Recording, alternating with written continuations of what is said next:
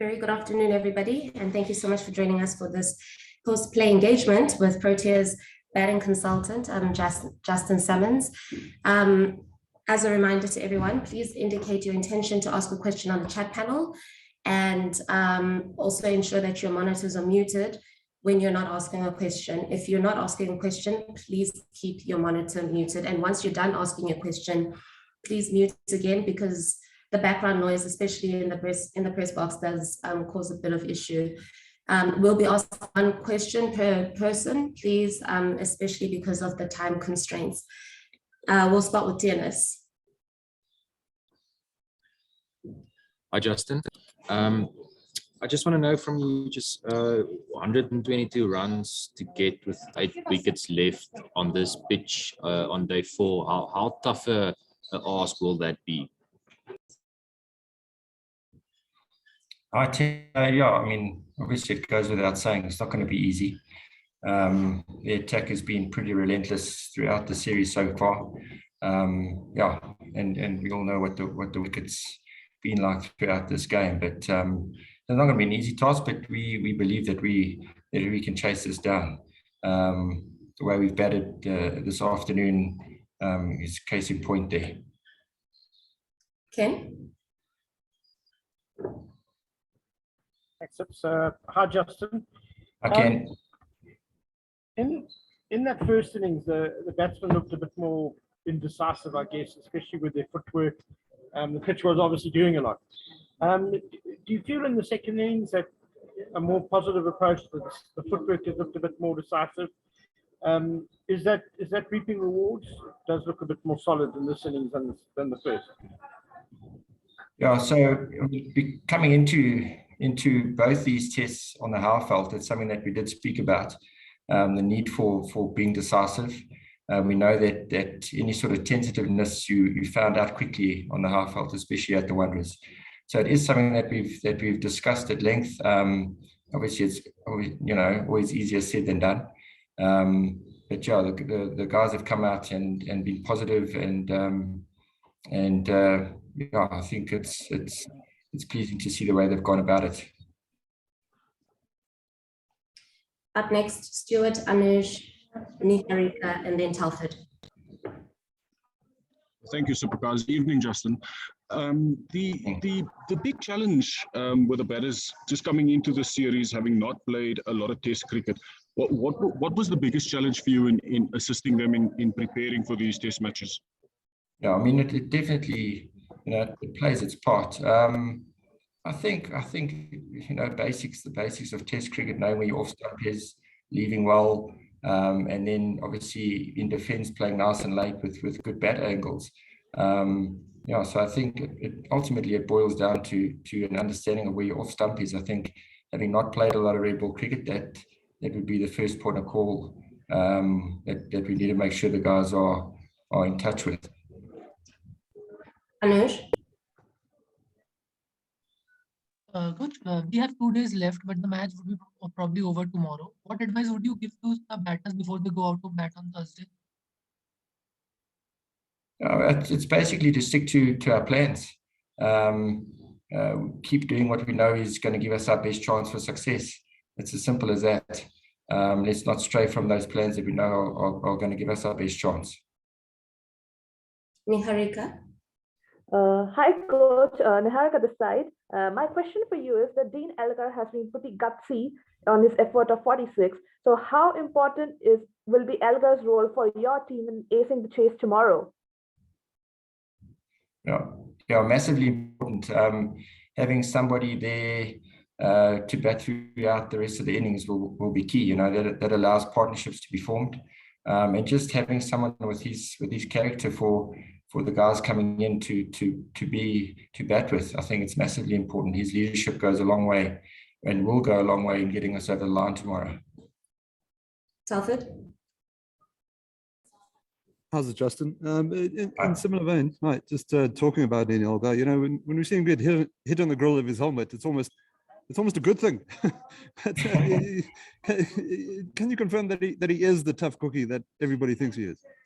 He definitely is. I mean, I think that he's a competitor at heart, and I think that that's what he loves about the game is the competitiveness and the competitive nature of Test cricket and the test that it is. And it's exactly that. I think that brings the best out of him, you know, that allows his character to sort of shine through. Can you start? Thank you, Pogazi. Good afternoon, Justin. Sorry. When you look at how Ajinkya Rahane and Chiteshwar Pujara batted yesterday, Keegan spoke about how guys are able to just find what works for them on this pitch.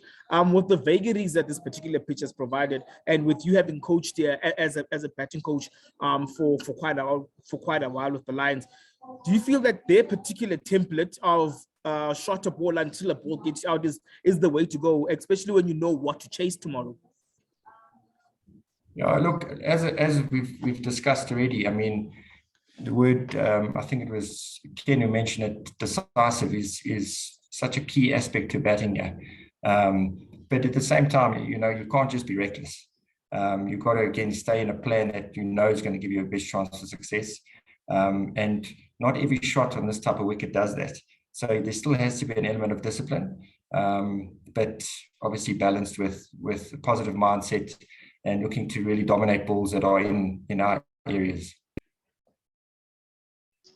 Coach, I'm just interested to know how you guys received Marco Jansen's standing up on Jasprit Bumrah. You know, how did you guys as a coaching group and as a team, you know, received the way that he showed his confidence and character there with that interaction with Bumrah?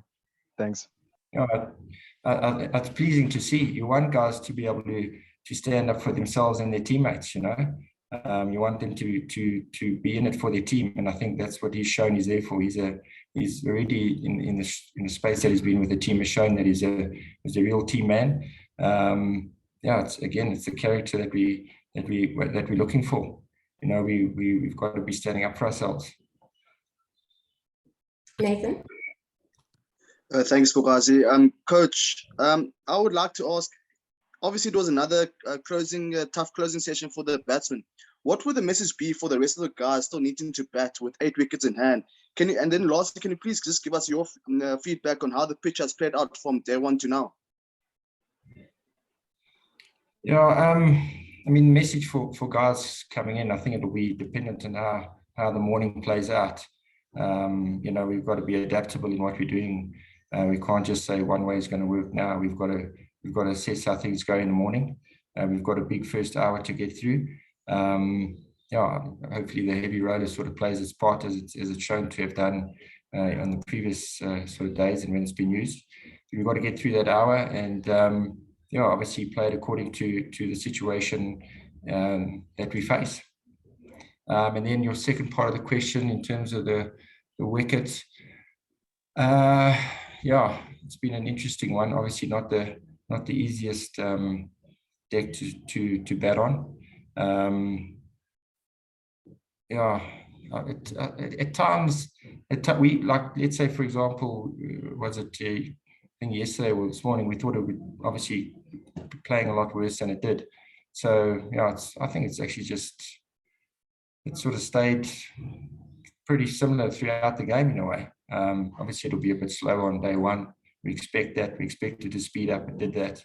There weren't really divots that came into play. New cracks would come into play, especially where the heat, the wicket was dry. So it's not like it's been unexpected, you know. Last 2 questions for us, and then Tianis. Hi, Justin. Just looking a little bit beyond tomorrow, which I know is obviously your big priority. What would you say Aiden Markram needs to start thinking about? I mean, he's obviously had a little bit of a tough time and the opening pair has been a bit shaky. What kind of work do you have to do with him? We all know the quality player that he is. That's not going to change over 3 or 4 innings. He showed glimpses of what he's capable again in the knock this afternoon. You know, I think it's just he's received some good balls, balls that are going to get most batters out. So he just needs to stick to his processes, keep doing what he's doing in his preparation, because his preparation's been good, and trust that that will come through. because we as a coaching staff certainly do. And Dennis? Justin, I know hindsight's an exact science and all that, but given that Keshav's only bowled two overs and the way that the pitch is playing, wouldn't it have been better to go into this game with 4 fast bowlers and 7 batters? Like you say, hindsight is always a wonderful thing, and if we had known he's bowling 2 overs, it might be different. But having looked at the wicket and even seeing it now, and actually the way that the Wanderers has played sort of over the last couple of years domestically, it has started taking turn. And having a look at the wicket before the game started, you would think that Kesh would play a key role. Obviously it hasn't panned out that way, but as you say, hindsight is a wonderful thing, and we don't have that luxury. So yeah, I mean I'll say we've got a back Kesh. We know the quality that he brings out in the middle and also in the change room. He's the character that you want in the dressing room and in your 11. You can't always predict what's going to happen in the game, but I'll continue to back Kesh. And on that fine note, thank you very much for joining us. We'll see you guys tomorrow.